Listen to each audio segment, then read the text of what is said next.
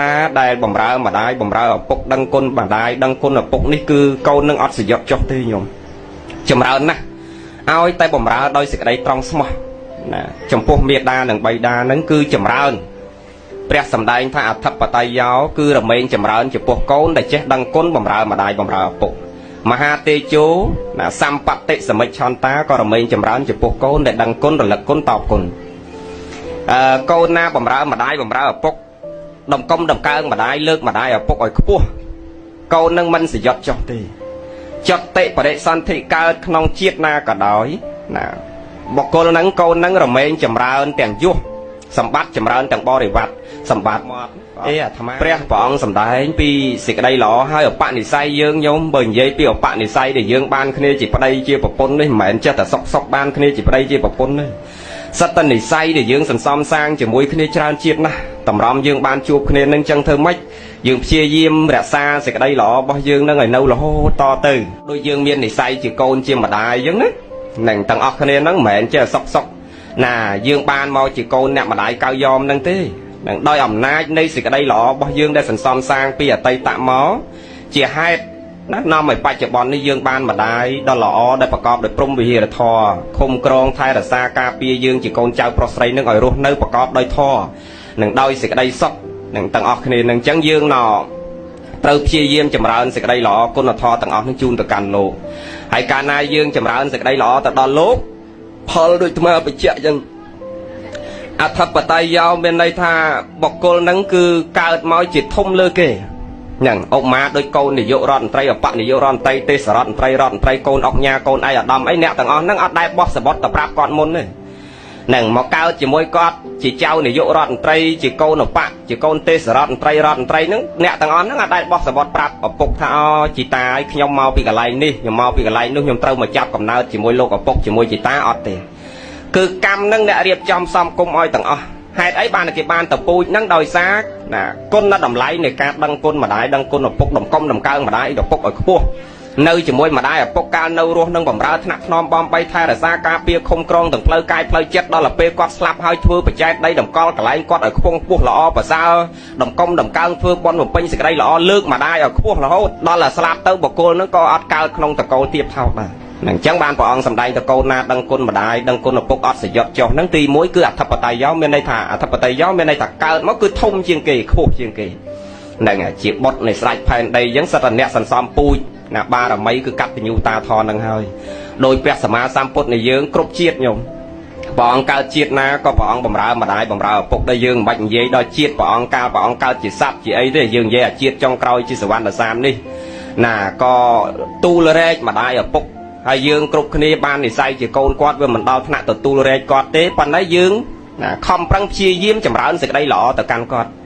នឹងដើម្បីយើងចតិបរិសន្ធិទៅមុខទៀតបានជួបម្ដាយទៀតជួបជីដូនទៀតជួបស្វាមីយើងទៀតជួបភរិយាយើងទៀតជួបកូនយើងទៀតតោះតែយើងព្យាយាមចម្រើនសេចក្តីល្អជាមួយគ្នានឹងចម្រើនសេចក្តីល្អជាមួយគ្នាហើយបើនិយាយតាមធម៌ព្រះតែចងចិត្តជាមួយគ្នាអត់ចង់ជួបគ្នាក៏ជាប់គ្នាដែរហ្នឹងអាសបាយចិត្តក៏ដោយមិនសបាយចិត្តក៏ដោយតលអភ័យនឹងមេត្តាចិត្តករណាចិត្តសន្តោសៈគឺសេចក្តីសន្តោសសង្គ្រោះលើកលែងអធិស្ឋានដល់គ្នានឹងគ្នានឹងមានឲ្យច្រើនអញ្ចឹងមកអាត្មាប្រទេសនៅកំពង់ធំយកមិញគេសួរថាដេគុណចុះបើគេខ្ចីលុយឲ្យអត់សងចុះអាអ្នកអត់សងហ្នឹងមានវាបាបដែរអត់ហ្នឹងអាត្មាថាបើខ្ចីឲ្យមិនសងអាហ្នឹងរឿងរបស់គេហ្នឹងវាបាបហើយប៉ុន្តែអាត្មាមុនសួរថាមុនឆ្លើយថាបាបហ្នឹងសួរអ្នកដែលឲ្យគេខ្ចីហ្នឹងពេលដែលគេអត់សងហ្នឹងខឹងគេអត់ហ្នឹងគាត់ថាខឹងបើខឹងមិនមែនបាបទៅគេទេឯងហ្នឹងក៏បាបដែរហ្នឹងហើយហ្នឹងហើយយើងជាម្ចាស់លុយហ្នឹងក៏បាបដែរពីព្រោះមែនមនុស្សយើងការដែលយើងនៅជាមួយលុយនៅក្នុងដៃយើងជាស្រេចហ្នឹងឯអ្នកមករយើងបីដូចជាខ្ញុំកាជះមកលូនក្រាបសម្ដីរៀបរាប់អស់សពគ្រប់ដល់ពេលលុយទៅដល់ដៃគេជាសេដ្ឋីឯងទៅជាខ្ញុំកាជះវិញអាម្ចាស់លុយនេះណាក៏ដល់ពេលថ្ងៃត្រូវទៅទាហ្នឹងអត់ចង់ហ៊ានទៅទេតែសួរគេមុននៅផ្ទះអត់ម៉ោងណាគេទៅនេក៏ហ្នឹងទៅជួនកាលឃើញឆ្កែគេមួយនៅមុខអត់ហ៊ានចូលផ្ទះគេទៀតក៏ហ្នឹងណាវាទៅអញ្ចឹងប៉ុន្តែសំខាន់គឺយើងមានអភ័យញោមគ្មានស្អីជាងការសន្តោសឲ្យគ្នាលើកលែងអធិស្ឋានអត់អោនណាបើកចិត្តយើងឲ្យទលាមានមេត្តាចិត្តករណាចិត្តដល់គ្នានឹងគ្នាសុខសេចក្តីសុខកើតហើយរីករាយនឹងអ្វីដែលខ្លួនយើងមាន នឹងយើងទទួលបានពីគ្នាប៉ុណ្ណាយើងសប្បាយចិត្តប៉ុណ្ណឹងរីករាយណាពេញចិត្តនឹងអ្វីដែលខ្លួនយើងមានណាយើងមានកូនល្អមានចៅល្អមានញាតិល្អមានម្ដាយល្អយើងត្រូវសប្បាយចិត្តនឹងអ្វីដែលយើងមាននឹងរីករាយបើកចិត្តឲ្យទៅលាយពេលវេលាសម្រាប់ជីវិតយើងម្នាក់មិនវែងទេញោមទាំងអស់គ្នាទាំងញោមទាំងអាត្មានឹងព្រះលោកសម្ដែងថាបិណ្ឌុបលាសសោវទានិសិខ្លួនអ្នកក្នុងកាលឥឡូវនេះដូចអីដូចស្លឹកឈើទុំមានពណ៌លឿងអញ្ចឹងស្លឹកឈើចាវាមានពណ៌លឿងហើយវារៀបតែនឹងអីញោមរៀបតែនឹងជ្រុះអញ្ចឹងមុននឹងជ្រុះនឹងត្រូវខំប្រឹងតម្កល់សេចក្តីល្អឬសាងស្អីណាជាប្រយោជន៍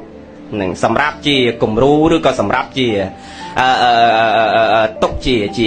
ប្រយោជន៍សម្រាប់កូនសម្រាប់ចៅសម្រាប់ញាតិចិត្តខាងគោរពបូជាប្រតិបត្តិនឹករលឹកឧបមាដូចដាក់ដូចអ្នកម្ដាយកៅយ៉មអ្នកម្ដាយឃ្លាតទៅតែរូបកាយហើយប៉ុន្តែទោះអ្នកម្ដាយឃ្លាតរូបកាយនឹងអស់100នៃឆ្នាំក៏អាសេចក្តីល្អនិងតម្លៃរបស់អ្នកម្ដាយនឹងនៅដក់ជាប់ក្នុងចិត្តយើងជាកូនជាចៅនឹងជានិច្ច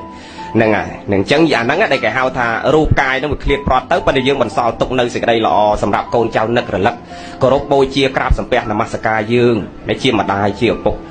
ហ្នឹងឥឡូវយើងនិយាយរឿងយើងនេះអញ្ចឹងយើងដឹងគុណរលឹកគុណតបគុណចម្រើនសេចក្តីល្អជាមួយម្ដាយឪពុកគឺអធិបតេយ្យមានន័យថាយើងចត់តិបដិសន្ធិទៅកាន់ជាតិមួយផ្សេងទៀតគឺយើងចម្រើនយើងអត់សយត់ចុះ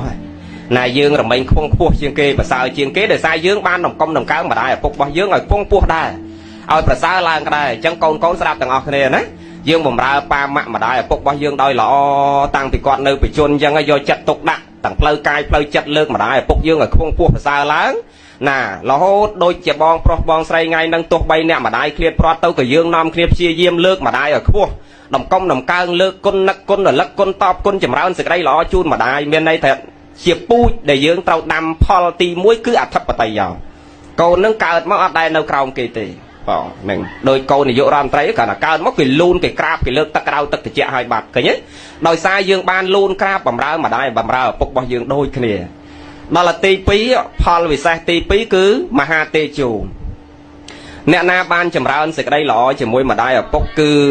យើងចម្រើនទៅដោយដេកជះនៃការគោរពពីអ្នកដទៃបុគ្គលណាមានការគោរពចំពោះម្ដាយឪពុកគឺចតិបដិសន្ធិកើតទៅកាន់ជាតិមុខបរិបូរដោយការគោរពឲ្យតម្លៃពីអ្នកដទៃនឹងណាយើងមើលអ្នកខ្លះទៅណាមកណាគេគោរពគេស្រឡាញ់គេអាណិតគេចូលចិត្តយើងមិនបាច់ទៅនិយាយជាតិមុខជាតិក្រោយយើងនិយាយតែជាតិហ្នឹងបានកូនណាចេះបំរើម្ដាយបំរើឪពុកឧបមាតកូននឹងជាកូនស្រីតែ6 10មិនតាន់នេះគឺឃើញចេះយកចិត្តទុកដាក់ទឹកក្តៅទឹកត្រជាក់បំរើម៉ែបំរើឪបានល្អព្រឹកល្ងាចកូននឹងតែ6 10គេតែដឹងជុំទិសឥឡូវគេចង់បានហ្នឹងតែបច្ចុប្បន្នហ្នឹងក៏គេស្រឡាញ់គេចូលចិត្តអាណិតចង់ក្បែរណាគ្រប់គ្នាអញ្ចឹងបុគ្គលណាដែលបំរើម្ដាយបំរើឪពុកដឹងគុណរលឹកគុណតបគុណដូចញាតិញោមទាំងអស់គ្នាគឺណោចតិបដិសន្ធិទៅកាន់ជាតិមួយផ្សេងទៀតគឺបរិបូរដោយការគោរពពីអ្នកដទៃមហាទេជោហ្នឹងណាហើយម្យ៉ាងទៀតសម្បត្តិសមិច្ឆន្តាគឺជាទីចម្រើនបុណ្យកុសលគ្រប់ពេលហ្នឹងជាទីចម្រើនបុណ្យអញ្ចឹងដែលអាចចម្រើនបុណ្យទៅបានបើតើយើងទាំងអស់គ្នាគោរពគុណគាត់គ្រប់ពេលហើយគោរពគុណហ្នឹងមិនមែនតធៀបនឹងមុខបាត់យើងគោរពកើតទេគឺសេចក្តីរលឹកផ្លូវចិត្តយើងដូចបុណ្យអញ្ចឹងណាប្រសោតនឹងព្រះវិន័យគឺបុណ្យចម្រើនអាស្រ័យរូបធម៌នៃការលះស្អីទៅគឺវិបាកឲ្យផលហ្នឹងដល់ពេលចិត្តដល់ពេលព្រះអភិធម្មគឺឲ្យទៅតាមចិត្តណាចិត្តនឹងមโนនឹងជ្រះថ្លាប៉ុណ្ណាសេចក្តីបុណ្យកុសលចម្រើនប៉ុណ្ណឹងអញ្ចឹង